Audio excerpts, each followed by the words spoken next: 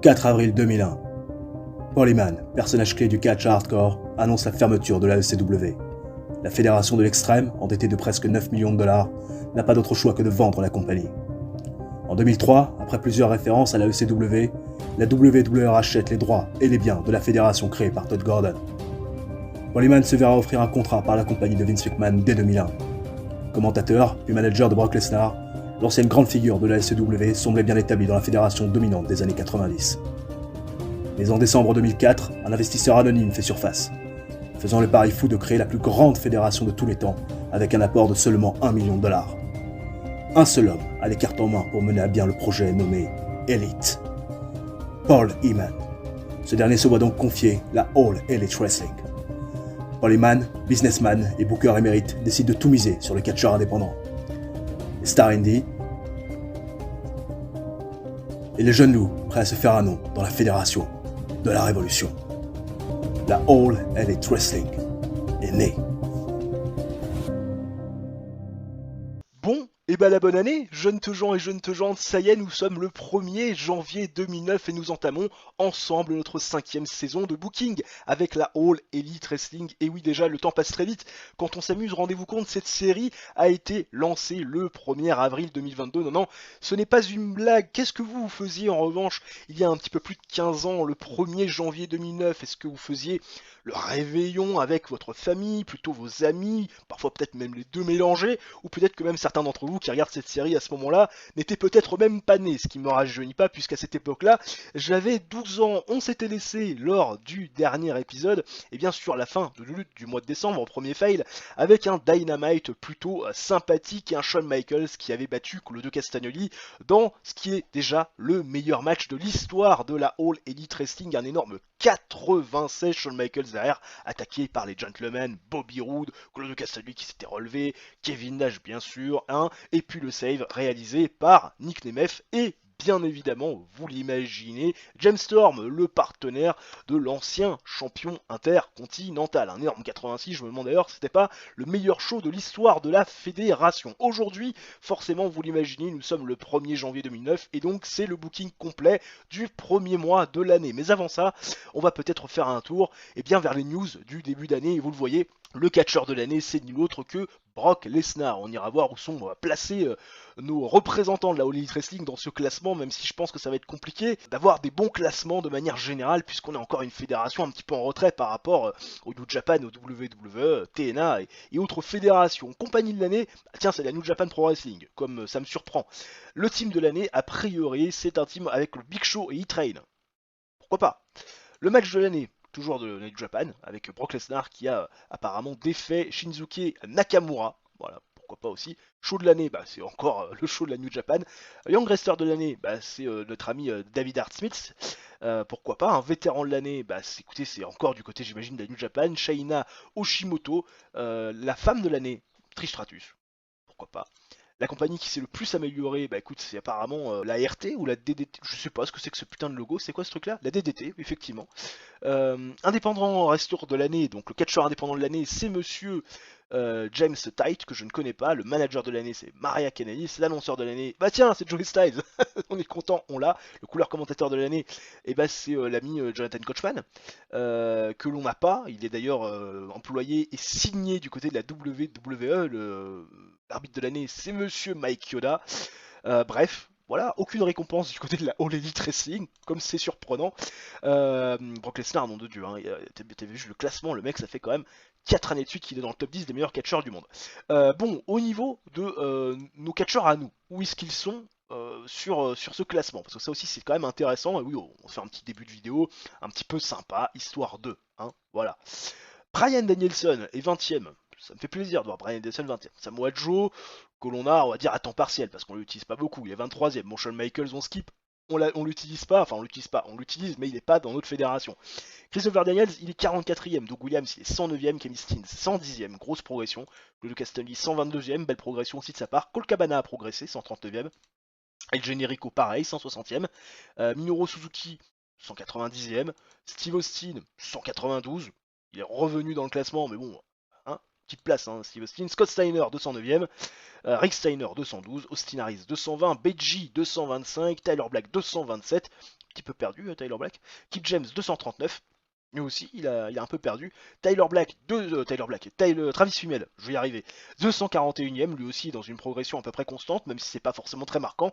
Cody Rhodes fait son entrée avec 245ème position. John Moxley est 252ème. Bobby Roode est 258ème, il a un petit peu perdu. James Storm, lui, est en progrès, 287ème. Très intéressant de voir James Storm à ce niveau-là. Ted DiBiase Jr., 289ème, qui est un peu perdu par rapport à l'année dernière. Brandon Tomaselli, il a progressé malgré le fait qu'on n'ait pas beaucoup utilisé cette saison.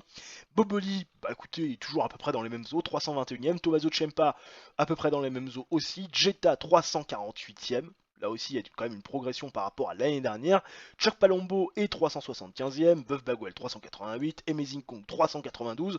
Un petit peu perdu, Amazing Kong. Nick Nemeth, 394. Vito Tomaselli, 399ème. Sweet Saraya, 403. Melina Perez, 409, qui est en progression. Nike Nedar, 442. Légère régression. Ken Anderson, 451. Grosse régression pour lui. Et Rebecca Knox fait son retour dans le top 500 après l'année 2004 où elle avait terminé 310ème. Effectivement, une grosse année de disette, 4 longues années de disette pour l'ami Rebecca Knox. Et bien écoutez, on a fait le tour de ces statistiques de l'année, et puis là on va se retrouver très prochainement, bien sûr tout de suite, même maintenant, dans les backstage de Rampage, pour traiter d'incidents, bien sûr s'il y en a, et puis surtout pour booker le premier show de notre mois de janvier 2009.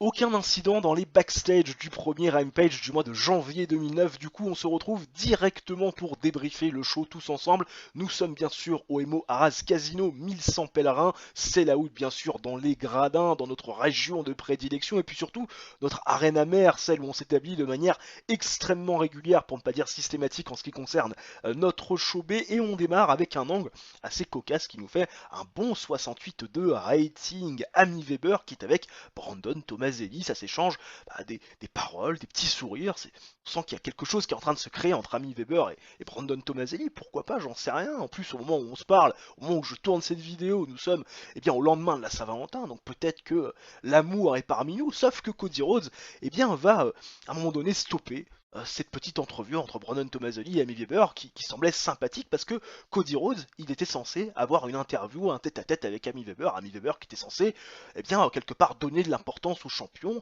via une interview enregistrée, et Ami Weber n'a pas donné signe de vie. Cody Rhodes est passablement énervé du fait que Ami Weber ait posé un lapin au champion, voilà, pour l'interviewer, pour le mettre en valeur. Et il voit les regards d'Ami Weber et de Brandon Tomaselli l'un pour l'autre, et il sans déconner, t'as raté notre interview pour un loser comme ça, Brandon Tomaselli, t'essaies de lui faire du charme, mais regarde-le, t'as vu la tête qu'il a, un Cody Rhodes qui se paye la tronche de Brandon Tomaselli, qui lui manque beaucoup de respect. Et Brandon Tomaselli, on le sait, c'est un garçon qui est normalement très respectueux, qui est toujours très poli, très courtois, mais Brandon Tomaselli, il n'aime pas trop l'attitude de Cody Rhodes vis-à-vis d'Ami Weber, et surtout son attitude vis-à-vis de lui, bien évidemment. Brandon Tomaselli, il a envie de lui faire ravaler ses dents, il lui explique que c'est un ancien champion intercontinental, et que ce soir, il pourrait être capable de lui river les épaules. Cody Rhodes, ça le fait bien sûr rigoler, et ils conviennent tous les deux d'un match par équipe ce soir dans le main event, 68 de rating. Voilà, petit segment sympathique bien sûr. Derrière, on enchaîne avec le match de championnat TBS Sweet Saraya Rebecca Knox. C'était bien sûr dans les tuyaux, on fait ce match maintenant. Alors c'est défini comme étant un match pauvre. Moi je trouve qu'un 52 c'est quand même plutôt correct. Performance de 49 pour Sweet Saraya, 45 pour Rebecca Knox. Match pauvre, 8 minutes 31 de combat, victoire de Rebecca Knox via stoppage. Sweet Saraya qui au bout de 8 minutes 31 n'était plus selon l'arbitre capable de continuer, et donc Rebecca Knox fait sa 4ème défense du titre TBS. Voilà, victoire qui souffre d'aucune contestation, mais qui, dans la mesure où ça a été arrêté par l'arbitre, n'est pas vraiment une victoire à proprement dite clean. 52 de rating, plutôt intéressant.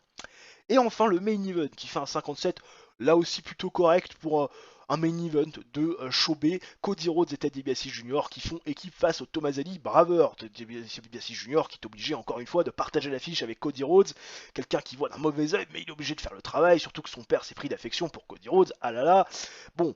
Le rêve américain, de Steve bien sûr, match décent sur le papier, Cody Rhodes, Ted DiBiase Jr. face à Brandon Tomaselli et Vito, les frères bien sûr, victoire de Cody Rhodes et Ted DiBiase Jr.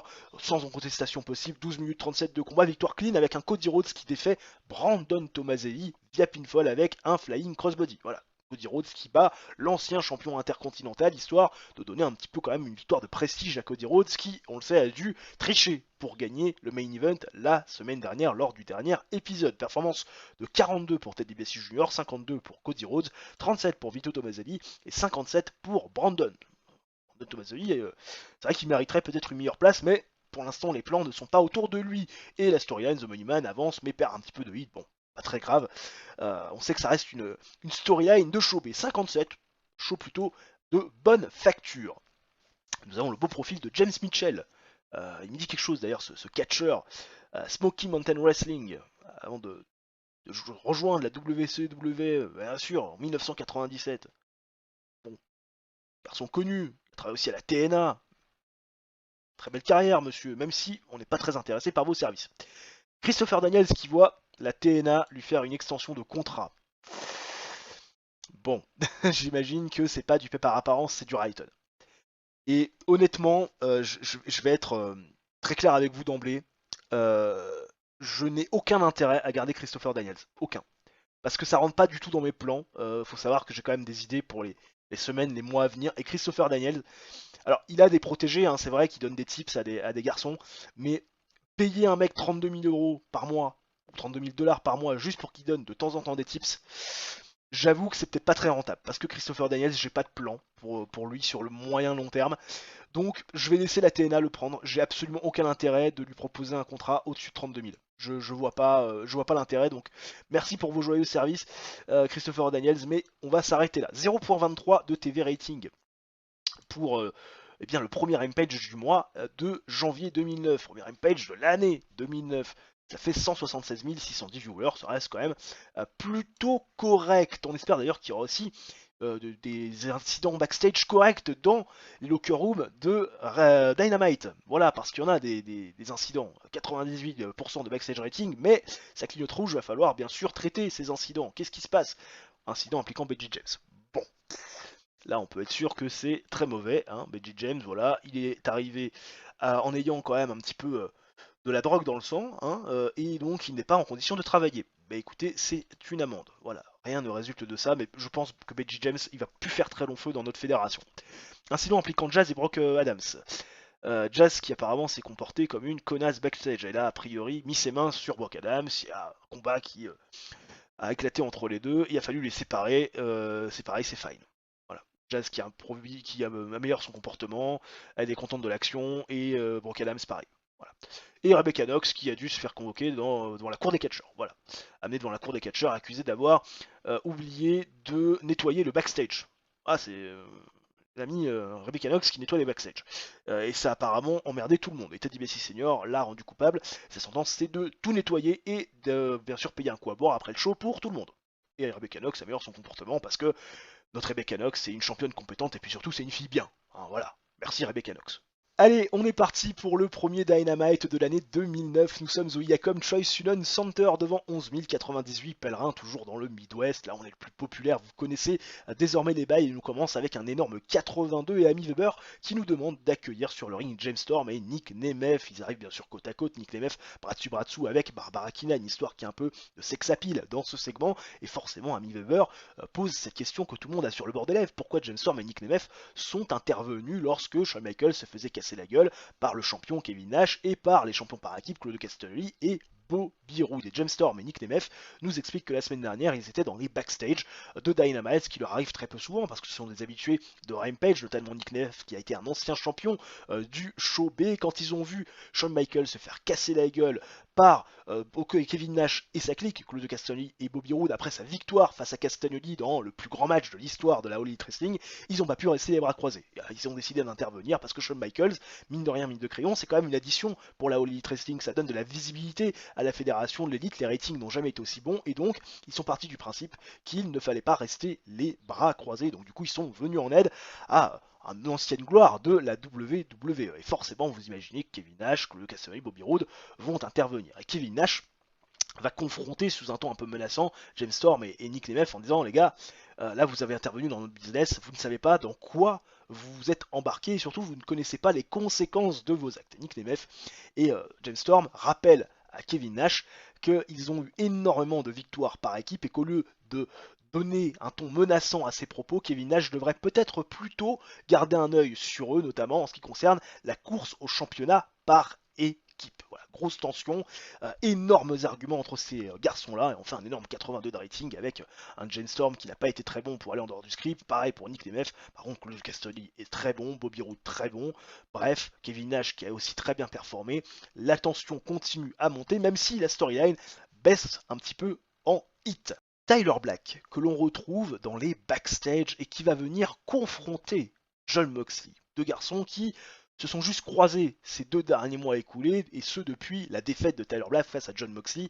On s'en souvient pour le spot d'aspirant numéro 1 au titre de champion TNT. Tyler Black, il a très peu parlé, voire même pas du tout à Jon Moxley depuis cette période, pas non plus échangé via téléphone ou via texto, mais Tyler Black va venir revenir vers son ami, ce qui fait grandement plaisir à Jon Moxley. Seulement, Tyler Black, il n'est pas là pour s'excuser peut-être de son comportement ou de la distance qu'il a mis entre ces deux garçons. Non, il est là pour demander à Jon Moxley de l'affronter ce soir dans le main event parce que Tyler Black, il n'en démord pas, il veut une opportunité au titre, il veut devenir champion TNT, il veut affronter Minoru Suzuki et il veut aller chercher cette ceinture et mettre de l'or autour de ses hanches, lui qui échoue pratiquement toujours lorsque il est à quelques encablures d'un titre, lorsqu'il est à un rien d'aller mettre finalement the gold around his waist. Donc Tyler Black ce soir demande à Jon Moxley l'opportunité, et Jon Moxley, en tant que ami fidèle bien sûr de Tyler Black, lui offre cette opportunité ce soir dans le main event. 61 de rating, les performances sont moyennes notamment de Tyler Black qui a priori a fait une erreur dans le script. Tout va bien. Bob Holly face à El Generico, histoire de donner un petit peu de momentum à El Generico. On sait que la rivalité, la storyline face à l'ami Kevin Steen est en train de monter petit à petit et il faut forcément donner du momentum à El Generico qui, on va pas se cacher, a un petit déficit de ce côté-là par rapport à Kevin Steen. Donc du coup, face à Bob Holly, il va prendre une victoire assez intéressante. Après 11 minutes 10 de combat dans un match que j'ai mis en qualité de storytelling, El Generico qui défait Bob Holly en 11 minutes 10 avec un Bren Basta, victoire plutôt clean, très convaincante, 70 de rating pour El Generico, performance on ring de 39 seulement pour Bob Holly. Voilà, victoire importante pour l'ancien champion par équipe. Melina Perez face à Amazing Kong. Melina Perez face à Amazing Kong, le match de championnat dans la cage. Voilà, un magnifique Amazing Kong qui va pouvoir avoir ses mains sur Melina Perez et Melina Perez qui ne va pas pouvoir fuir. Seulement, quand on a un match en cage, on sait qu'on a 3 options pour aller gagner le match. Bien sûr, le pinfall, la soumission, mais aussi la possibilité de s'échapper de la cage. Et Melina Perez, elle va arriver à s'échapper d'Amazing Kong et sortir de la cage. Et ouais, elle va arriver à menotter Amazing Kong à un poteau du ring et elle va tranquillement derrière voler les clés à l'arbitre pour sortir par la porte de la cage et donc remporter la victoire.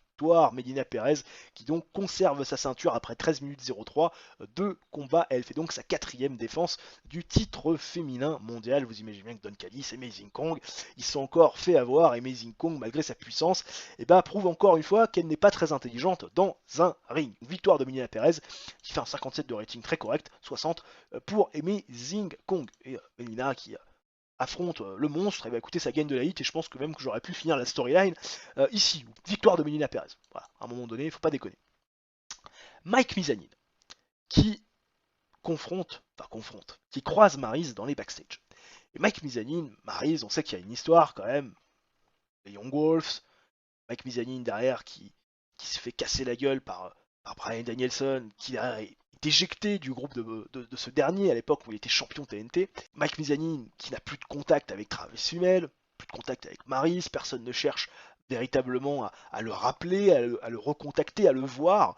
La jalousie de Mike Mizanin qui fait surface, qui confronte son meilleur ami pour le titre TNT et qui va même jusqu'à capturer Maryse et séquestrer Maryse. Mike Mizanin il n'est pas à l'aise quand il retrouve Maryse, mais il veut demander des nouvelles de Travis Hummel. Parce que Travis Hummel, il a quand même été victime de Minoru Suzuki à plusieurs reprises. On le voit pas non plus dans les backstage, il n'est pas croisé, il répond pas au téléphone, les textos il répond pas non plus. Et Maryse lui explique que si Travis Hummel avait envie de lui donner des nouvelles, il l'aurait fait. Et c'est certainement pas à Maryse de lui donner des nouvelles. Même si Maryse connaît l'état de santé de Travis Hummel, mais ne va absolument pas le donner à Mike Mizanin. Mike Mizanin qui fait un pas peut-être vers la rédemption, mais Maryse lui ferme la porte. 62 rating. Le dialogue pas très très bon, mais bon, qu'est-ce que vous voulez. Bon, Maryse qui s'en sort mieux que Mike Mizanin. Très bien, pourquoi pas. Absolument pas. Et enfin le main event qui fait un 68 de rating, assez moyen mais je m'y attendais. Bon, en même temps vous pouvez pas non plus faire que des ratings de ouf. Match pourtant avec une bonne hit et du descend catch. Victoire de Tyler Black qui va défaire John Moxley en 13 minutes 11 via pinfall après avoir utilisé illégalement les cordes comme appui. Tyler Black, il avait dit je ferai tout pour avoir un match de championnat, y compris certainement tricher pour aller prendre une victoire de prestige face à John Moxley, qui n'en revient pas d'avoir vu finalement son meilleur ami tricher de cette manière-là. Hein. Il ne pensait pas que c'était possible. Et bah si, performance de 67 pour Tyler Black, John Moxley, qui me fait un 59. Là par contre, garçon, va peut-être falloir faire une meilleure performance que ça. Victoire donc de Tyler Black, un peu cheap, mais victoire quand même qui lui permet de prendre du momentum, vous l'imaginez. Et enfin, un 69 de rating, assez moyen, mais voilà, des fois il faut des shows moyens pour faire avancer les histoires. Nous avons le random profil de Van Emmer, que je ne connais pas, beaucoup d'informations chez ce garçon, qui a commencé dans le catch en 1991, et qui apparemment s'est produit sur la scène indépendante. Et pourquoi pas, pas un garçon qui m'intéresse. Christopher Daniels, qui voit la WWE lui faire une offre de contrat. Non mais attends, Christopher Daniels, c'est un truc de fou ça. Qu'est-ce qui se passe? Voir l'offre de contrat, TNA 49 490. Ouh là là, la TNA, où ils sont en train de raquer sévère. Hein. Oh, oh, oh, oh, oh. Oh, les mecs, je sais pas si c'est un bon retour sur investissement, quoique. Hein. 2.80 de TV rating, notamment aussi pour Dynamite, on fait 2 103 000 viewers. C'est très très correct, même si je pense qu'on risque de payer la note globale de notre show sur les ratings de la semaine, d'après vous connaissez les bails. De retour dans les backstage d'AEW Rampage pour le deuxième show B de notre mois de janvier 2009 et vous le voyez, ça clignote rouge malgré les 92% de backstage rating. Il y a des incidents qu'il faut traiter, incidents impliquant Serena Deeb, normalement ça devrait être positif.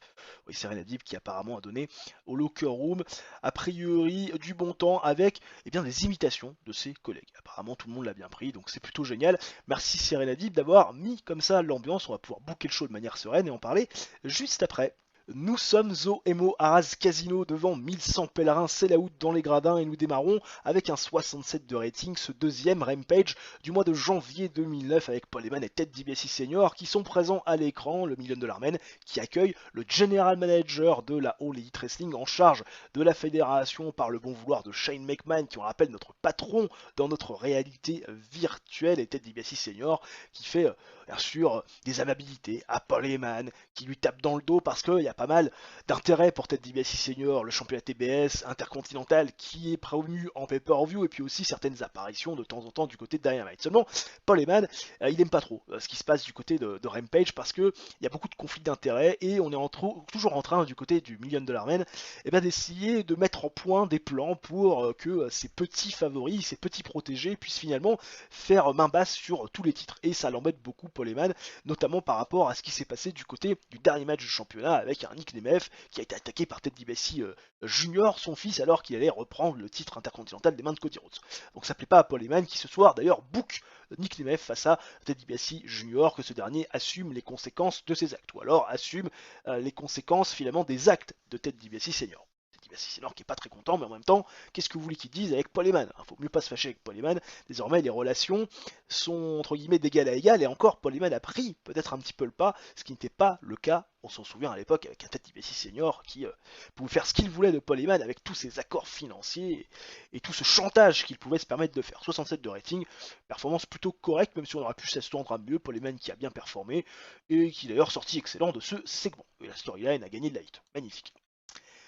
Alors, la match complètement what the fuck sur le papier, c'est vrai que c'est clairement un match 4 contre 4 qui n'a pas lieu d'être normalement, mais je me suis dit, allez hop, c'est peut-être aussi l'occasion de faire voir d'autres personnes, et puis ça me permettra aussi de justifier ce qui va se passer la semaine prochaine. Donc on a Edge Lee, Serena Deeb, Bobby Billard et Brooke Adams d'un côté qui vont faire face à Sweet Saraya, qui a eu son opportunité, qui a perdu via stoppage, face à Angel Williams, Lacey Van Erich, voilà, et puis Daphne. Et il va y avoir une double disqualification. Pourquoi? Parce que Sweet Saraya va péter un plomb sur Edge Lee. Elle va péter un plomb sur Edge Lee, peut-être encore pas tout à fait remise de ce qui s'est passé. Sur le plan mental, elle va péter la tronche à Edge Lee qui va répliquer. L'arbitre va perdre le contrôle et va prononcer une double disqualification après 5 minutes 50 de combat. Alors les performances, est-ce que c'est vraiment besoin de les noter? 19 de Brooke Adams, 21 de Bobby Billard, 27 de Serena Deeb, 30 de Edge Lee. 21 de Lacey Van Erich, c'est toujours pourri, 26 d'Angel Williams, 27 de Daphné, 49 de Sweet Saraya, heureusement, elle relève un peu le niveau.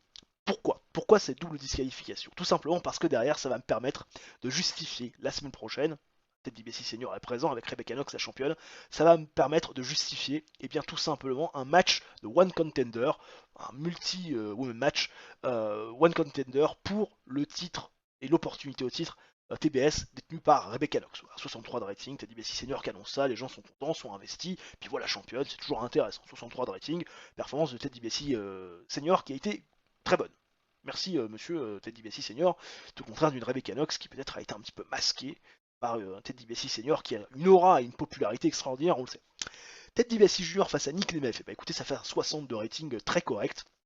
Ted DiBiase Junior, Nick Nemeth, match de 11 minutes 46 en qualité de storytelling, comme pratiquement sur chaque main event donc de notre show B. Ça sert à rien de faire du all-out, de toute façon, je pense que ces garçons-là n'ont pas le niveau encore pour pouvoir le faire. Match descend sur le papier, qui va durer 11 minutes 46 et qui va se terminer par Nick Nemeth, qui place son living reverse STO sur Ted DiBiase Junior, tombé 1-2-3, victoire de Nick Nemeth, l'ancien champion intercontinental qui se relance. Nick Nemeth fait une performance de 60 quand Ted DiBiase Junior est à 40, et tout ça sous les yeux averti bien sûr de Paul Heyman qui a aimé le spectacle. Parce qu'il aime bien Nick Nemeth, Paul Heyman, il aime bien.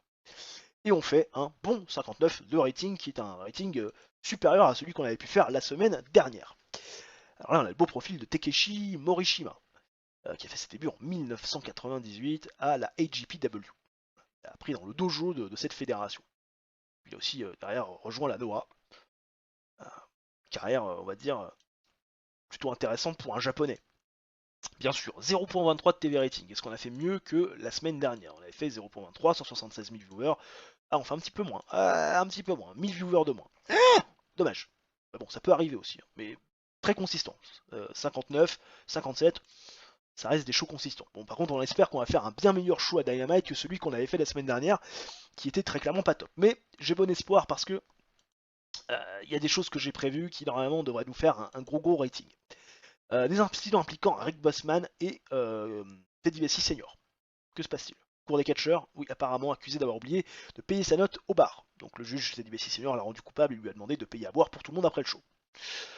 Merci monsieur Ted DiBiase Senior, on boit des coups, hein. C'est encore pire qu'avec Terry Funk sur la carrière de Sturi avec la ECW. Christopher Daniels qui va donner les derniers tips à ses camarades, parce que oui, Christopher Daniels s'en va du côté de la TNA, maintenant c'est officiel, WWE n'a pas amélioré son offre, donc Christopher Daniels s'en va à l'issue de ce show, et d'ailleurs on va lui donner un dernier, pas un buriol, mais une dernière apparition, hein, histoire qu'il dispense un peu de son momentum et de son overness. Incident donc appliquant Ted DiBiase Junior, il donne du tips en selling, c'est très bien, et je pense que pour Cody Rhodes, non au micro, c'est bien aussi, c'est bien aussi parce que étant champion, Cody Rhodes il est amené à parler au micro, donc c'est très bien. Merci Christopher Daniels. Alors, sous ces bonnes nouvelles, on s'en va booker le show.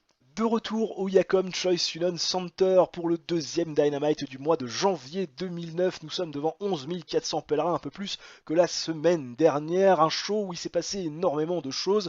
Et d'ailleurs, je n'ai pas réussi à booker tout ça dans les 60 minutes qui m'étaient normalement allouées. J'ai dépassé un petit peu 1h15 de show. J'espère qu'on va pas trop se faire tirer les oreilles par les chaînes de diffusion. Un show qui normalement devrait être vraiment excellent, même si on commence timidement avec un 60 et Tyler Black qui arrive dans le parking, qui sort de sa voiture, valise à la main, et qui va se faire confronter par Amy Weber. Tyler Black nous explique que ce soir, il veut continuer à gagner du momentum, et il veut surtout une victoire face à Travis Fimmel. C'est le challenge, voilà, face à l'ancien champion TNT. Christopher Daniels va passer par là et va confronter Tyler Black dans un gros argument. Christopher Daniels qui va reprocher à Tyler Black de s'éloigner de ses principes et surtout de s'éloigner des victoires gagnées par dignité ou avec de la dignité. C'est un peu plus français comme ça puisqu'il a vu ce qui s'est passé la semaine dernière face à John Moxley, hein, ses pieds dans les cordes pour gagner un match, tricher pour essayer d'avancer, prendre du momentum et justifier éventuellement une opportunité au titre. Là il veut finalement affronter un mec qui est blessé, qui n'est pas totalement remis. Tyler Black le sait, un Travis Fimmel qui va certainement faire l'effort de venir catcher, mais une victoire qui sera peut-être pas vraiment acquise dans les bons sens du terme. Bref, un Christopher Daniels qui reproche à Tyler Black de voir que la fin justifie les moyens. Tyler Black il veut pas confronter Christopher Daniels, il baisse les yeux, Christopher Daniels qui lui met 2-3 tartes dans la gueule en disant regarde-moi quand je te parle gamin, hein, tu veux un affrontement ce soir, bah tiens ce soir je te challenge. Christopher Daniels, Tyler Black, c'est booké pour ce soir. Bah ouais, bah magnifique, c'est même pas le main event, c'est vous dire. 60 de rating. Tyler Black qui n'a pas été bon pour aller en dehors de script. En revanche, très très belle improvisation et très belle prestation de Christopher Daniels. La storyline TNT Worldwide avance et bien sûr gagne de light. Derrière, Shawn Michaels fait son retour. Shawn Michaels, qu'on n'avait pas vu la semaine dernière, et il est là, il est à nouveau présent, il nous dit qu'il est en bonne forme, le public est content, très, très investi. Shawn Michaels, présent, il est là, qui sort du meilleur match de l'histoire de la fédération, il est content de l'avoir gagné, content d'avoir pu donner un match de cette qualité au public de la EW. Il va aussi louanger Claudio Castagnoli, parce qu'il faut être deux pour faire un match comme ça, et il va très vite se faire interrompre par Kevin Nash. Kevin Nash, qui lui dit mais t'es complètement fou de revenir, ça n'a pas servi de leçon ce qui s'est passé la dernière fois, toujours dans cette tactique un peu d'intimidation. Et Shawn Michaels le regarde en disant mais c'est ça ta technique aujourd'hui, c'est ça ton point à essayer d'intimider les gens parce que t'as l'avantage du nombre, t'as essayé d'intimider Nick Nemeth et James Storm la semaine dernière, là t'essaies de m'intimider moi, mais tu m'intimides pas, moi je suis Shawn Michaels, c'est un champion du monde, voilà, j'ai battu des champions par équipe, je sais que je peux aussi battre le champion, hein, voilà. Ah putain, t'es là, t'es en tenue de ring, t'as les sbires aussi qui sont libres ce soir. Bah tiens, 3 contre 3 ce soir dans le main event, que je puisse te river des épaules. Shawn Michaels serait confiant face à un Kevin Nash qui s'agace des propos de Shawn Michaels. 78 de rating, c'est plutôt intéressant. Shawn Michaels qui a inventé une nouvelle catchphrase, je sais pas laquelle, ça a poussé ses visibilités au micro. Magnifique. Performance de Kevin Nash fantastique et la storyline, les gentlemen avancent, mais perd un peu de hit. Dommage. Kevin Steen face à Atlantis. Alors là, je suis assez déçu de la note. Je m'attendais vraiment à mieux. Bon, j'ai quand même mis ce match en storytelling, donc peut-être aussi pour ça que ça n'a pas forcément bien marché. Kevin Steen Atlantis pour voilà, un petit match sympathique où Kevin Steen va bien sûr prendre du momentum, vous l'imaginez bien, mais Kevin Steen un petit peu changé puisque il a un masque avec des straps. Il a des straps autour du visage et ça lui fait un masque. Voilà. Kevin Steen, qu'est-ce qui se passe? Ah là là, les gens le reconnaissent pas. Qu'est-ce que c'est que ce délire? Et Kevin Steen va battre, bien sûr, dans un match excellent, l'ami Atlantis. La performance de 70 pour Kevin Steen, Atlantis qui fait un 51. Oula, pas très bon, hein, et il remporte ce match après 12 minutes 49 de combat via pinfall avec le Go Home Driver. Voilà. Sauf que Kevin Steen, à l'issue de ce match, il va pas s'arrêter là, puisqu'il va démasquer Atlantis. Alors Atlantis aura le temps bien sûr de mettre ses mains sur le visage, de protéger son visage, voilà, mais Kevin Steen, il va enlever le sien, il va enlever celui d'Atlantis, et puis il va même mettre celui d'Atlantis. Voilà. Puis il va faire même mine d'aller prendre une chaise, voilà, pour aller casser la gueule à Atlantis pour que tout le monde finalement voit son visage, et le Generico va faire le save. Generico, il fait le save, voilà, il fait fuir Kevin Steen, et gros argument entre Kevin Steen et le Generico derrière, des noms d'oiseaux qui s'échangent, hein, bien sûr, parce que c'est Kevin Steen, parce que c'est le Generico, et parce qu'il y a de la grosse tension. Tyler Black, Christopher Daniels, ça fait un gros 80 de rating. Je suis très content de cette note. Dernier match de Christopher Daniels qui nous fait un dernier petit coucou. Victoire de Tyler Black, bien sûr. Alors, c'est pas clean, hein. Bien sûr, il utilise les cordes comme appui parce qu'il faut un petit peu donner des victoires un peu cheap à Tyler Black. C'est vraiment ce que je pense être la meilleure chose en ce moment. Match superbe sur le papier. Victoire de Tyler Black après 14 minutes 13 de combat. 80 de rating. Performance de 79 de Christopher Daniels. 63 de Tyler Black. Excusez-moi, j'ai failli faire un petit rototo. Rebecca Knox qui affronte Jazz, la championne TBS qui est présente à Dynamite. Ah là là, qu'est-ce qui se passe? Et dans un match plutôt décent en termes de catch, même s'il n'y a pas eu beaucoup de hits, victoire de Rebecca Knox, qui défait Jazz en 8 minutes 04 via Knox Out. Elle a mis KO un coup de poing dans les dents. Victoire de Rebecca Knox, l'arbitre obligé d'arrêter le combat. Iron Punch Rebecca Knox qui a encore frappé. Voilà, performance de 50 pour Jazz, qui est au-dessus de Rebecca Knox qui fait un 44. Mais à l'issue de ce match, ce qui est très intéressant, c'est que Rebecca Knox va aller un petit peu shooter sur Melina Perez. Melina Perez qui gagne des matchs de manière un peu cheap. Voilà, gagne des matchs sans véritablement être la meilleure dans le ring, hein, qui fuit un peu ses responsabilités et qui va toujours s'en sortir par des raccourcis. Voilà, donc Rebecca Knox aujourd'hui elle est obligée de faire son job à TBS, elle est obligée de faire le job de Melina Perez du côté de Dynamite, autant qu'elle ait deux ceintures quoi. Hein. Ah, à un moment donné, si elle doit faire le boulot dans les deux shows, autant qu'elle se part des deux championnats féminins que comporte cette fédération. Alors, Rebecca Knox, très sûre d'elle, voilà, qui fait réagir la foule, 55 de rating, ça marche du tonnerre. Et enfin le main event qui fait un énorme 86 de rating, Kevin Nash et les Gentlemen qui affrontent Shawn Michaels, Nick Nemeth et James Storm. Voilà, main event pour Nick Nemeth et James Storm de Dynamite. Ah là là, incroyable, qu'est-ce qui se passe? Superbe match. Superbe match qui a duré 14 minutes 45, parce que quand même, à un moment donné, il faut pas non plus trop déconner. Match storytelling, on va en garder un peu sous le pied. Victoire des Faces, qui vont tout simplement s'imposer avec Shawn Michaels qui va défaire et river les épaules de Kevin Nash avec un teardrop souplex. Voilà, victoire de Shawn Michaels qui a battu tous les membres des John Clements. Et Kevin Nash qui a fait la gueule, je vous le dis tout de suite, d'avoir perdu face à Shawn Michaels. Il dit non, j'ai pas envie de perdre, je suis pas du tout content. Alors que Shawn Michaels a des meilleurs sets que lui et surtout est beaucoup plus populaire que lui. Kevin Nash qui fait un peu sa diva. Mais bon, écoutez, victoire quand même de Shawn Michaels, on n'a pas cédé, qui bat Kevin Nash, et forcément vous imaginez bien que tout ça, ça va donner lieu à un match de championnat, bah bien sûr. Performance de Bobby Roode de 66-73 pour Claudio Castagnoli, 67 pour Kevin Nash, ça augmente, Jen Storm est à 66, 63 pour l'ami Nick Nemeth, et 94 pour Shawn Michaels, et la storyline avance bien sûr avec ce segment. Ah oui, attention, 80 de rating et on améliore notre popularité dans les 13 régions où nous sommes diffusés. Le beau profil de Jeff Hardy, bien sûr, qu'on a fait venir dans la fédération à l'époque où AJ Styles était encore champion. Jeff Hardy qui nous avait fait des prestations, voilà. C'était pas non plus fifou. Tyler Black qui se plaint, il est pas content du push que je lui attribue, d'accord. Et 3 points de TV rating à Dynamite. Là on est en train de, voilà. On est en train de voilà. Ouais, 2 253 000, ouais, c'est beaucoup. C'est beaucoup, c'est. Alors Tyler Black, qu'est-ce qu'il veut Tyler Black? À un moment donné, il est mid-quart d'heure, il veut être upper mid-quart d'heure. Ok, upper mid-quart d'heure. Écoute, upper mid-quart d'heure, moi ça me va les statistiques qui augmentent. J'espère juste qu'il va progresser un peu au micro pour qu'on puisse vraiment en faire un élément solide un peu plus haut dans la carte. Un jour, pourquoi pas. Tiens, Nick Nemeth qui me demande une augmentation de sa casque. Nick Nemeth qui a fait un premier main event à Dynamite et ça y est, ils se sont pissés. Les ailes sont en train de pousser. Qu'est-ce qui se passe? Il est payé 3500 $ par mois. Forcément parce qu'il est payé en Rayton, merci évidemment, contrat exclusif, moins que les 5610 qu'il pense valoir.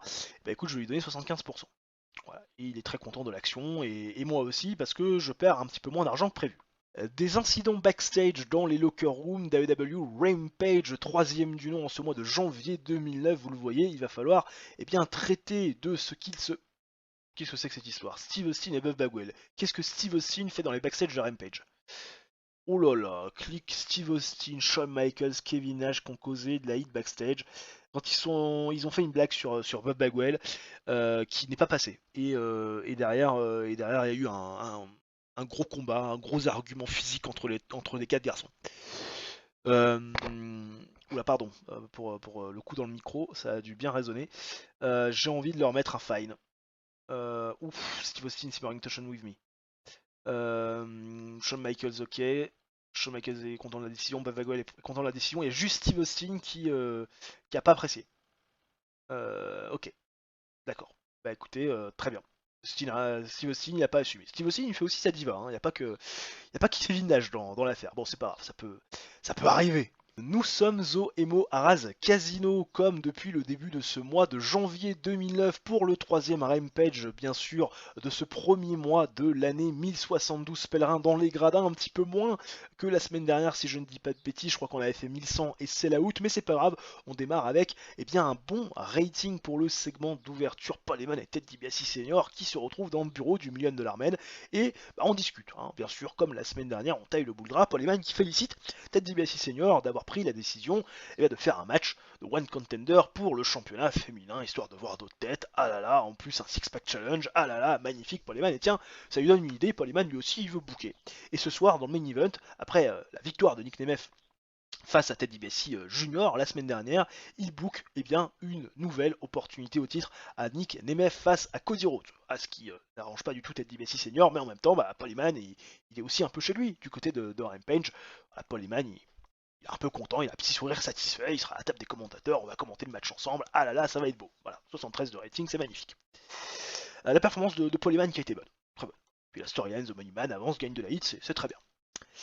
Oula, 38. Bon, c'est pas bon, mais on reste quand même dans une note à peu près décente, c'est pas dans le rouge, ça va, match terrible quand même sur le papier, parce qu'il faut pas déconner.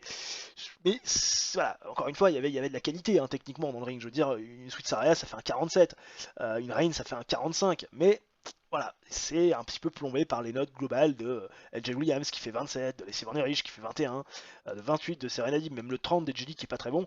Match terrible sur le papier qui a duré 9 minutes 56, j'ai donné du temps, peut-être un petit peu trop d'ailleurs.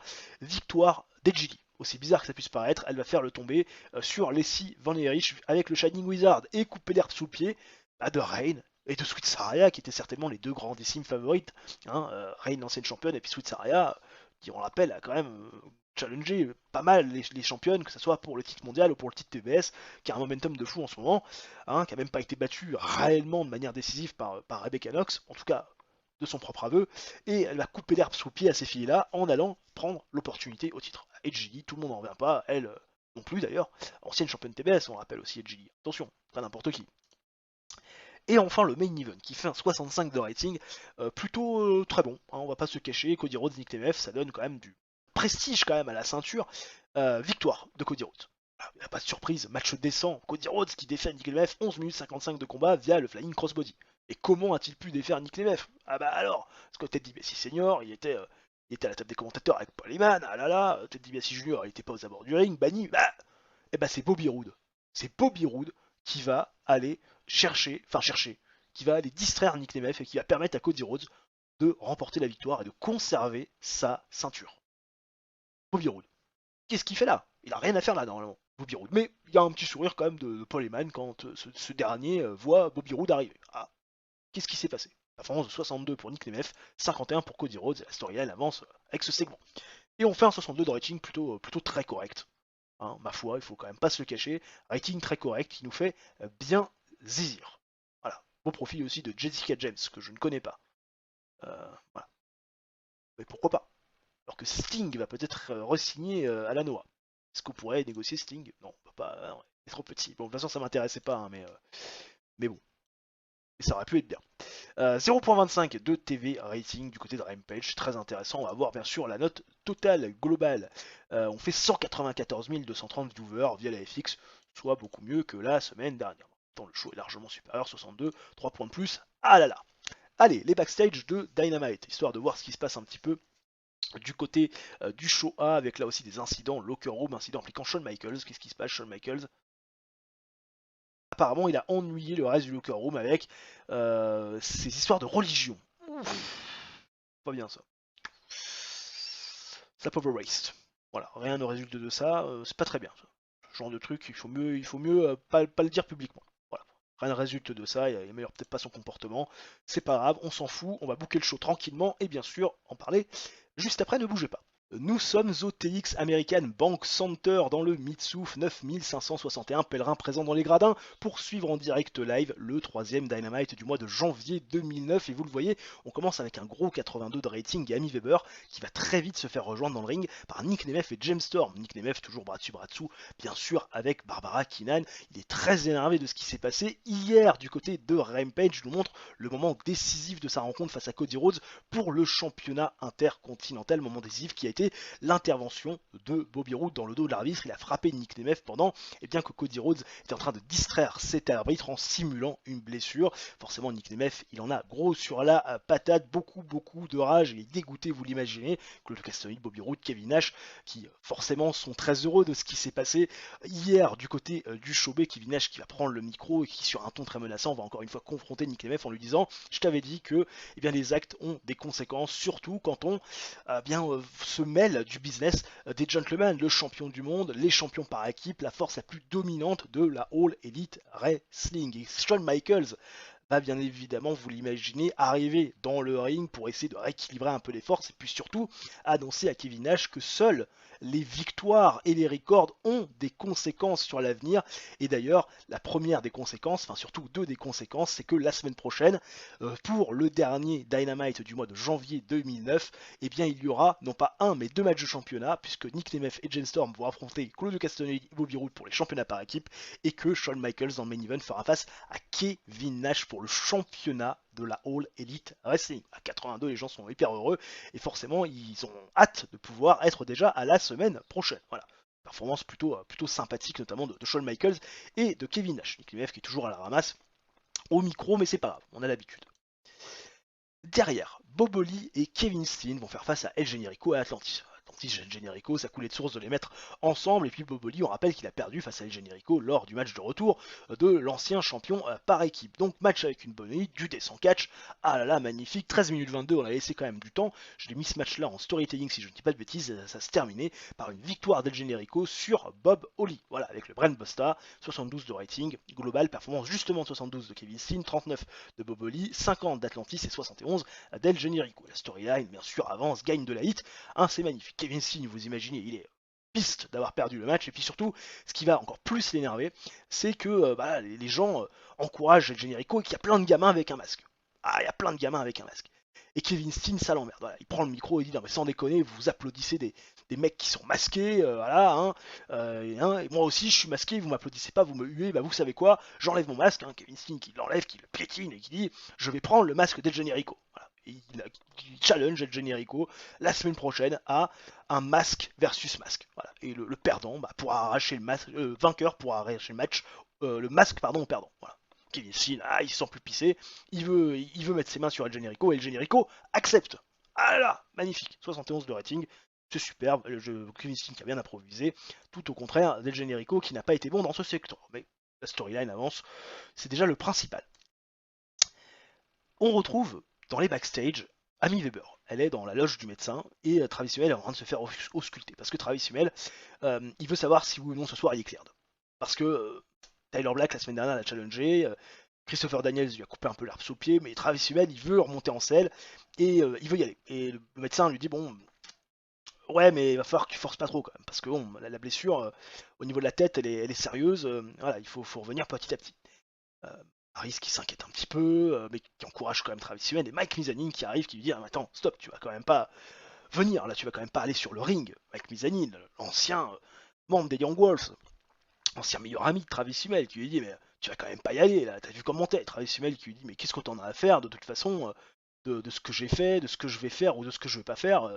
Voilà, ça fait bien longtemps que toi et moi on a nos différents et qu'on a pris des chemins différents, donc voilà. Travis Hummel n'écoute pas Mike Mizanin, il snob Mike Mizanin. Sauf que Tommaso Ciampa, lui, va arriver à avoir l'intention de Travis Hummel en disant là t'es pas bien du tout, tu vas pas aller dans le main event affronter Tyler Black, je vais m'en charger.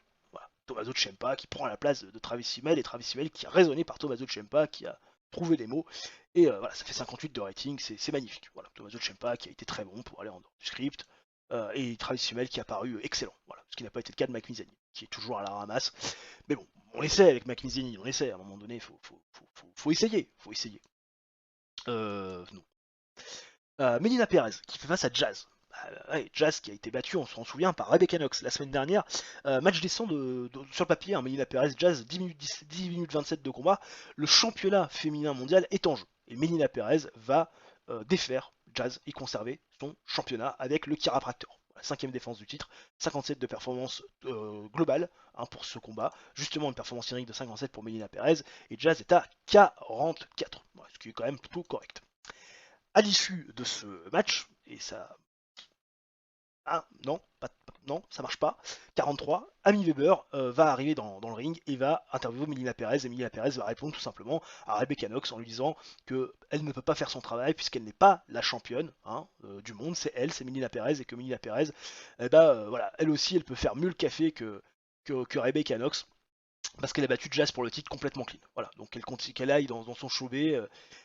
Et faire des performances dans un show mineur que personne n'intéresse. La patronne, c'est Melina Perez. Voilà. Perez qui n'a pas bien pris les propos de Rebecca Knox, qui a quand même en tête dans l'esprit la ceinture mondiale. Alors que Melina Perez a été terrible pour aller en dessous script, elle a même fait une erreur dans le dialogue. Magnifique. Tyler Black contre Tommaso Ciampa. Écoutez, ça va pas faire une très bonne note, et je pense qu'on va faire une note globale très très mauvaise malheureusement. Tyler Black, Tommaso Ciampa, ça fait un 68 de rating, match avec une grande 8 et du descent catch. Écoutez, Tyler Black va défaire Tommaso Ciampa en 14 minutes 29 via pinfall avec le cross screw 450 splash complètement clean. Tyler Black, performance de 68, 59 pour Tommaso Ciampa, alors que Tyler Black a paru very stale, donc qui stagne tout simplement dans ses prestations, ce qui n'est pas forcément une bonne chose. Et on fait un 71 de performance globale, ce qui permet d'améliorer la popularité dans les 9 régions où on a gagné de la pop. Voilà. Parce qu'il y en a certaines, avec un show comme ça passe pas, avec un show comme ça, on n'arrive pas à gagner la popularité. Alors qu'on a le beau profil de Heavy Metal, que je ne connais pas, ce monsieur. Peut-être est-il très bien. Dynamite était rating de 2.89, ah, forcément là on a perdu du rating. Hein, bah ouais, on avait fait 80 avec 2 253 000 viewers.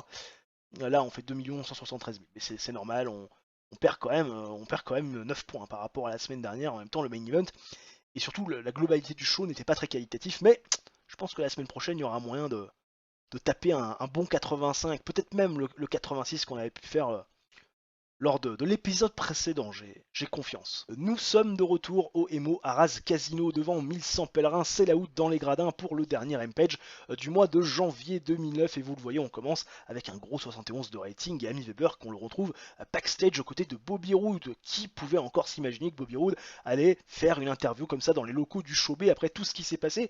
Certainement pas vous. Bobby Roode, ceinture sur l'épaule, hein, le titre bien sûr par équipe en valeur. Très bel homme, magnifique, ah là là, Bobby Roode, sauf qu'il va se faire interrompre par Ted DiBiase Senior. On connaît l'histoire entre ces deux garçons, hein. Quand il y a la confrontation entre ces deux-là, forcément ça devient électrique, parce qu'on sait ce qui les a liés, surtout ce qui les a séparés, et Ted DiBiase Senior va reprocher à Bobby Roode d'avoir intervenu dans Main Event, la semaine dernière. Parce que Bobby Roode, il avait rien à faire dans le show B. Hein. L'accord était très clair entre Bobby Roode et lui lorsque Bobby Roode a perdu contre Ted DiBiase Jr., évincé de la Million Dollar Brand, mais aussi évincé du show B. Voilà. Et sauf que Bobby Roode va remettre dans le contexte, quelque part, son apparition la semaine dernière. Dans un premier temps, que ça a permis son intervention à Cody Rhodes de conserver le championnat intercontinental. Cody Rhodes qui est quand même un protégé de Ted DiBiase Senior. Et puis surtout, Bobby Roode a un papier émanant de Paul Heyman et surtout signé par Shane McMahon, comme quoi il peut, pour l'instant, venir du côté de Rampage pour surveiller un petit peu ce que fait Ted DiBiase Senior. Et puis surtout, aussi pour améliorer les ratings, parce que c'est vrai que du côté de Shane McMahon et de Paul Heyman, on attend un petit peu mieux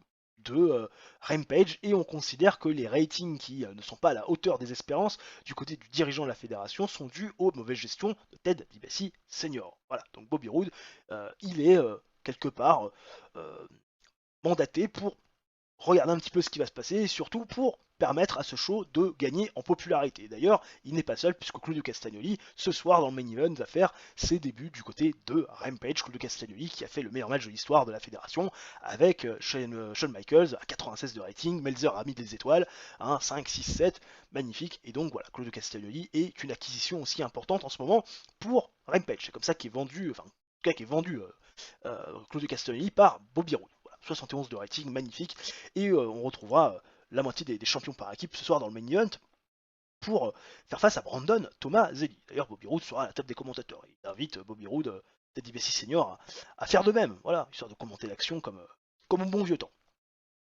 Angel Williams qui fait face à Edge Lee. Edge Lee est dans le ring, elle devait affronter Lacey Van Erich, sauf que Lacey Van Erich elle a perdu la semaine dernière. Et donc du coup, Lacey Van Erich a fait des pieds et des mains pour que son amie avec qui elle a des relations un peu particulières, Angel Williams, ça se rapproche, des distensions, bon bref, la venge de ce qui s'est passé la semaine dernière. Sauf que Angel Williams, elle va pas être capable de battre Edgy. Bah non, Edgy va prendre le meilleur face à Angel Williams en 7 minutes 11 via pinfall avec le Shiranoi.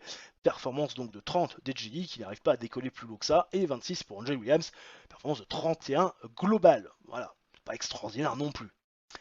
À l'issue de ce match, Edgy Lee va se faire confronter par Reign et Sweet Saraya. Reign qui, on rappelle, est l'ancienne, celle qui était considérée comme le visage de Rampage, en tout cas la division féminine, ancienne championne TBS. Ah là là, elle se sent un peu screwed parce qu'elle n'a pas pris le tombé. Et puis Sweet Saraya qui en met une couche. Ah là là, moi non plus, j'ai pas pris le tombé. Et puis Rebecca Knox, elle m'a pas battu sans contestation aucune. C'est pas une victoire clean, c'est l'arbitre qui a décidé d'arrêter le match. J'étais encore en état de continuer. Ah là là. Et Gilly en a marre de voir Reign et Sweet Saraya se plaindre et elle annonce que la semaine prochaine, elle remettra en jeu sa place de challengeuse numéro 1 dans un triple threat qui l'opposera à Reign et Sweet Saraya. C'est validé par Ted DiBiase Senior, le public est content. Ala et Jelly, quelle combattante. Voilà. Ça fait 45, c'est sympa.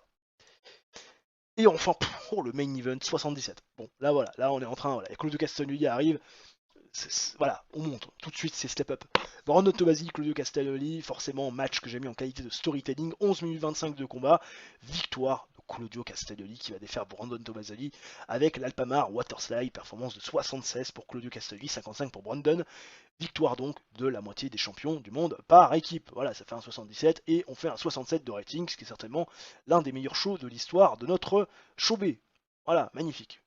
Alors qu'on a le beau profil de Susumu Yukuzuka. Hein, voilà. J'espère que j'ai bien prononcé son blaze, parce que c'est pas toujours évident. Hein. Ah non, il faut pas croire. Bon, le jeu. Qu'est-ce qui se passe le jeu? Alors d'abord, des news avec un 0.26 de TV rating, qui est normalement correct, je pense. Non, 0.26 qu'on avait fait, ouais, 0.25, 0.25, 0. Ouais, bon, là franchement, on a augmenté. 195 000 viewers, là on a explosé parce que Claudio Castagnoli et parce que Bobby Roode. Attention, pas n'importe qui. Voilà, ce qui va encore plus donner raison finalement à Paul Heyman et surtout à la présence de Bobby Roode et de Claudio Castagnoli dans le show B. Même si on le verra aussi dans le show A, hein, faut pas déconner. Et d'ailleurs on le verra là demain hein, dans le jeu pour le dernier show de la vidéo pour les championnats par équipe. Contract negotiation avec Axel Rotten. Bien sûr qu'on complète le contract. Voilà. Et il y a aussi négociations avec Bob Holly que je vais essayer de reprolonger tranquillement. Il y a des moral issues, on va essayer aussi de traiter de ça. Bien évidemment, vous vous en doutez. Allez, de retour dans les backstage de Dynamite. Bah, écoutez, il n'y a pas d'incident, on est toujours à 86%, pas forcément de nécessité pour l'instant de faire un medal. On va se réserver les medals et les backstage rules en amélioration lorsque vraiment on sera dans la merde. Pour l'instant 86 ça me paraît plutôt correct. Je boucle le show de mon côté et on en parle bien sûr juste après. Ne bougez pas. Allez, Erigo pour le dernier show de la vidéo, nous sommes au PA The Palestra dans la Tri-State devant 8722 personnes dans les gradins qui sont chauds bouillants pour assister au dernier Dynamite du mois de janvier 2009 et vous le voyez, on démarre avec un 77 de rating. Un poil décevant. Je me serais tendu quand même un petit peu à mieux, à passer les 80 pour ce match de championnat par équipe entre les Gentlemen, les actuels champions, et les challengers Nick Nemeth et James Storm. Alors les performances in-ring sont de 77 pour James Storm, sont de 67 pour Nick Nemeth, 63 pour Bobby Roode qui est un petit peu à la traîne, et 78 pour Claudio Castagnoli. Match avec une grande lutte, du bon catch, ah là là, 14 minutes 10 de combat, qui va voir la victoire des Gentlemen lorsque Claudio Castagnoli va défaire James Storm via Pitfall avec le Alpalmar Waterslide. Il faut savoir que durant ce combat a été attaqué de manière bien involontaire Barbara Keenan. Voilà. Il y a eu une esquive de James Storm lorsqu'il se combattait avec Bobby Roode à l'extérieur du ring et on a une Barbara Keenan qui s'est pris une mandale dans la tronche par Bobby Roode, ce qui a créé un petit peu de la distorsion entre Nick Nemeth et James Storm. Alors attention, hein, c'est pas devenu physique entre ces deux garçons, mais Nick Nemeth était beaucoup plus finalement préoccupé par l'état de santé de Barbara Keenan plus que par l'issue du match en lui-même et James Storm s'est retrouvé un petit peu tout seul et ça a permis bien évidemment à Claudio Castagnoli et à Bobby Roode d'aller chercher la victoire. 77 de rating et première défense de titre donc du championnat par équipe pour les Gentlemen. Voilà, belle défense. On retrouve ensuite dans les backstage Amy Weber qui est au micro, enfin plutôt Don Callis qui est au micro d'Amy Weber, c'est mieux dans ce sens-là, accompagné du champion de la TNT Minoru Suzuki. Don Callis, il a suivi un petit peu ce qui s'est passé, ah là là, magnifique, quel bel homme, et il a vu les performances de Tyler Black. Tyler Black, bon, il a quand même prouvé son point, il a battu des garçons importants, notamment John Moxley, notamment Christopher Daniels, Tommaso Ciampa, bon, et il part du principe qu'il est méritant, qu'il a désormais ce qu'il faut pour affronter Minoru Suzuki avec un petit sourire en coin, dire bon ok, il a prouvé son point, mais Minoru Suzuki c'est quand même au-dessus, mais Don Callis, il est beau joueur, et il donne une opportunité au titre ce soir à Tyler Black. Donc ça veut dire qu'on va avoir 3 matchs de championnat, et non pas 2, dans cette fabuleuse soirée. Minoru Suzuki qui se prépare à affronter Tyler Black prochainement, voilà, un peu plus tard dans la soirée. Et la storyline, TNT Worldwide qu'on avait laissé un petit peu à l'abandon, avance et surtout gagne un petit peu de hit, heureusement. El Generico face à Kevin Steen dans ce match masque contre masque. Voilà, le perdant se fait arracher le masque de la tronche et on verra le visage. Ah là là. Match superbe entre El Generico et Kevin Steen, 79 de rating, 11 minutes 19 de combat, des performances de 78 pour Kevin Steen et de 75 pour El Generico, les deux ont une super chemistry dans le ring, ça aide forcément, mais ce match va accoucher d'une souris parce qu'il va y avoir une double disqualification, les mecs vont se battre à l'extérieur du ring, l'arbitre va perdre le contrôle, voilà, parce qu'ils en ont gros sur la patate, hein, les deux, par rapport aux actions de l'autre, et voilà, l'arbitre perd le contrôle, et du coup il va y avoir des garçons qui vont se faire séparer par la sécurité, et tout ce beau monde va se retrouver dans les prochaines semaines pour régler les comptes. Voilà, on va pas finir la rivalité tout de suite. Bah non, allez, c'est ça pour les pay-per-view quand même. Il y a Révolution qui arrive dans pas longtemps. Bon, à un moment donné, on va essayer de booker ça correctement. Voilà, 79, c'est bien. Tyler Black contre Minoru Suzuki, ça fait un gros 78 des familles pour eh bien, ce qui est la quatrième défense de titre de Minoru Suzuki. Bah oui, bien évidemment, 12 minutes 38 de combat, match avec une fantastique 8, du bon catch. Effectivement, hein, Minoru Suzuki est à 70, Tyler Black est à 72, il fait meilleure note que Minoru Suzuki. Malheureusement, ça ne sera pas suffisant pour l'ami Tyler Black qui va perdre face à Minoru Suzuki via stoppage. Voilà. Tyler Black n'est plus, selon l'arbitre, en condition de continuer le combat. Tyler Black, c'était encore trop juste. Il va encore buter sur la dernière marche. Minoru Suzuki, bien content de sa victoire, qui va fêter, bien évidemment, la conservation de son titre avec un Don Callis, le sourire en coin, l'air de dire on l'a encore bien eu, le Tyler Black. Hein. Là, il a battu tout le monde. Sauf que quand il arrive face au champion TNT, bah, il est incapable d'aller prendre la ceinture. Est-ce que c'est un problème mental? Est-ce que c'est un problème de niveau, de talent? Bon, mais en tout cas, Tyler Black a été battu et Minoru Suzuki fait sa quatrième défense de titre. Bon. Première confrontation entre Melina Perez et Rebecca Knox. Parce qu'Amy Weber, elle interview Melina Perez. Bon, hein, vous échangez des amabilités avec Rebecca Knox ces 2 dernières semaines. Bon, c'est quoi l'histoire? Et Melina Perez fait très bien comprendre à tout le monde, et notamment à Rebecca Knox, que c'est la championne du monde. C'est elle qui est le titre le plus important, et c'est elle qui aujourd'hui est le visage de la division féminine. Voilà. Et Rebecca Knox, elle a qu'à rester dans son show B, là, à affronter Edgy prochainement pour le titre TBS, match dont tout le monde se branle royal. Et Rebecca Knox va confronter pour la première fois de sa carrière Melina Perez dans le ring, face à face, et Rebecca Knox lui dit écoute, effectivement, ma ceinture c'est ceinture de show B. Sauf que je me comporte comme étant la championne du show A, finalement, parce que je gagne mes matchs clean, je ne recule devant aucune adversité, je suis l'Iron Punch Rebecca Knox, et je fais le café mieux que toi. Voilà, parce que moi, quand je vais du côté de Dynamite, j'ai des victoires beaucoup plus impactantes que les tiennes. Tu te dis championne majeure, tu te dis championne la plus importante. Bah justement, prouve que tu es la plus importante en m'affrontant et en mettant ton titre en jeu. Voilà, Minia Perez, vous imaginez bien qu'elle va reculer et décliner la proposition de Rebecca Knox. Voilà, la storyline avance, gagne de la hit.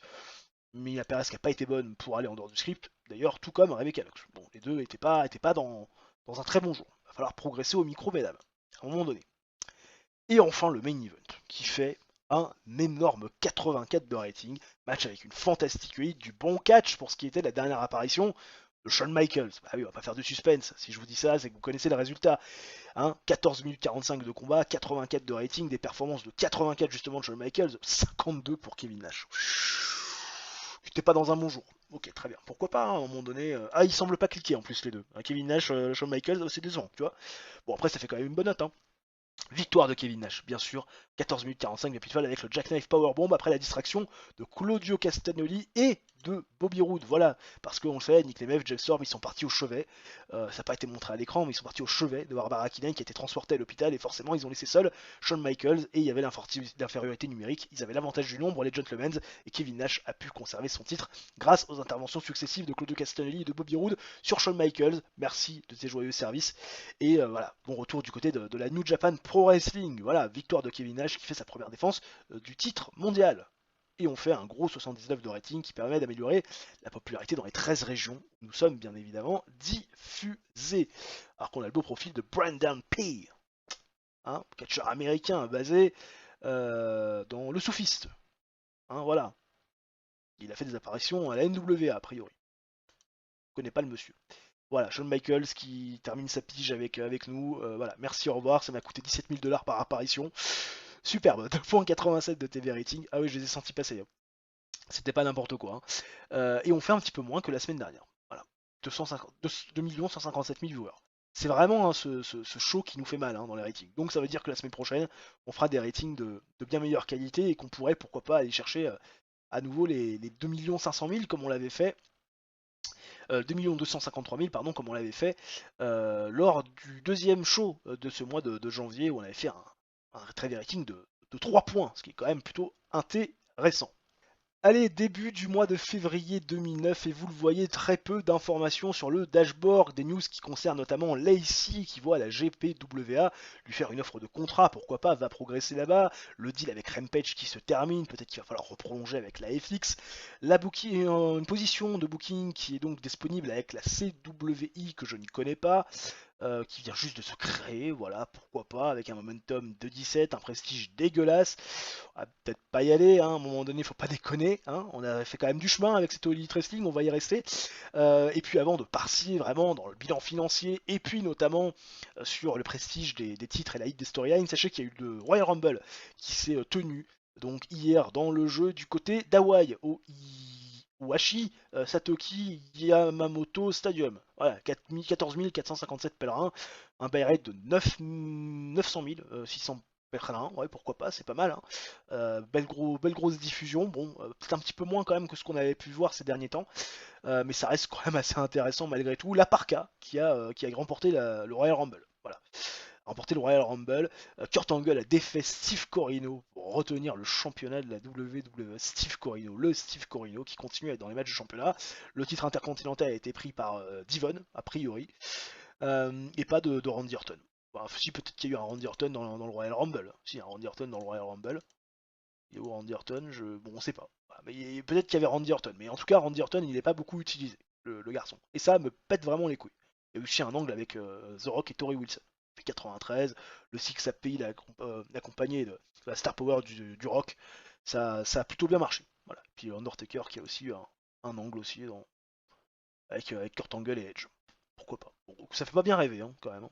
À un moment donné, les mecs, ils auraient quand même pu faire mieux. Bon bref, au niveau donc des finances, qu'est-ce qu'on a fait? On a fait 22 000 $ de perte. Bon, 22 000 $ de perte, ça peut arriver.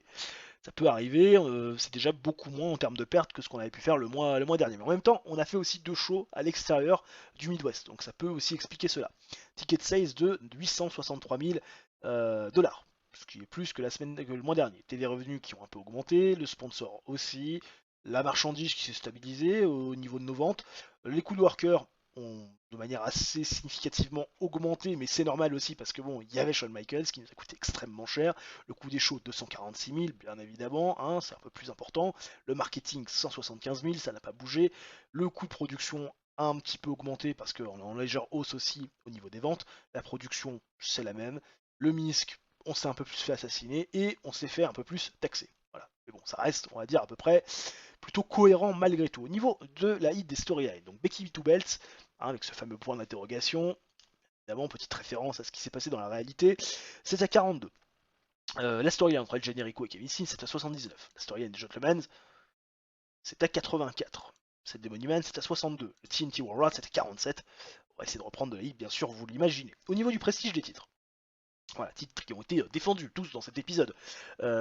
Oui, ils ont tous été défendus. Oui, j'étais en train de douter, mais oui, effectivement. Hein, une défense de titre à chaque fois ce mois-ci. Le titre intercontinental qui est à 62, c'est bien, on est en train de prendre du prestige. Le titre féminin est à 55, ça m'embête un peu quand même. Bien qu'il ça remonte un peu. Le championnat donc du monde de la fédération c'était à 90. Le championnat par équipe c'était à 80, le championnat TBS à 45 et le championnat TNT à 75. Le prestige des titres me fait un peu chier. J'aimerais que ça soit un peu plus haut que ça. Bon, on va essayer de booker quelque chose de consistant sur le mois de février, mais en même temps, le mois de février, ça sera Révolution. Voilà, Révolution 5, 2006, 2007, 2008, 2009. Révolution 5. Voilà, hein, voilà. Donc, plus gros show de notre année. Attention, pas faire n'importe quoi. En tout cas, j'espère que cette vidéo vous aura plu, les gens. Si ça a été le cas, bien sûr, le like, l'abonnement, l'activation de la cloche, ça mange pas de pain, c'est le coup du chapeau. Et vous connaissez les bails, ça aide au référencement de la chaîne. Et on se retrouve très rapidement pour une nouvelle vidéo de sport ou de TEW. D'ici là, portez-vous bien. Ciao, bye bye, et à la prochaine.